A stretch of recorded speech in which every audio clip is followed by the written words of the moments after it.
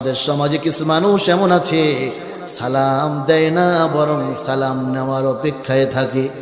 আমি বড় মানুষ, আমি নেতা মানুষ, আমি সরকারি কর্মকর্তা, আমি ইমাম সাহেব, আমি সভাপতি, আমাকে সালাম দিবে, আমি কেন দিব? বলুন তো, এরকমের ভাবওয়ালা লোক সমাজে আছে কি নাই? প্রিয় ভাই, আমরা ভাব দেখাবো না, আগে আগে সালাম দেওয়ার চেষ্টা করব। কবুল করার মালিক একমাত্র। আম্মা জান আয়েশা বলেন, আম্মা জান আয়েশা বলেন, আমার স্বামী, আমার নবী, দয়ার নবী যখন বাইরের থেকে আসতেন, আমি দরজা খুলে আমি আগে সালাম দিয়ে দিতাম। সুবহানাল্লাহ বলবেন না?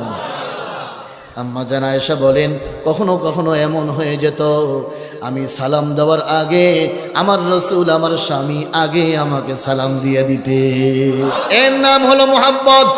ও মা বোন শোনো, তোমার স্বামী যখন বাইরের থেকে আসে, দরজাটা তুমি নিজে খোলার চেষ্টা করো।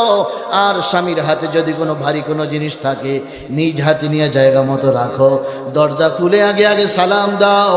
সালাম দিলে পরস্পর মহব্বত পয়দা হয়। সালাম দিলে দিল থেকে অহংকার দূর হয়ে যায়। সালাম দিলে নেকি অর্জন হয়।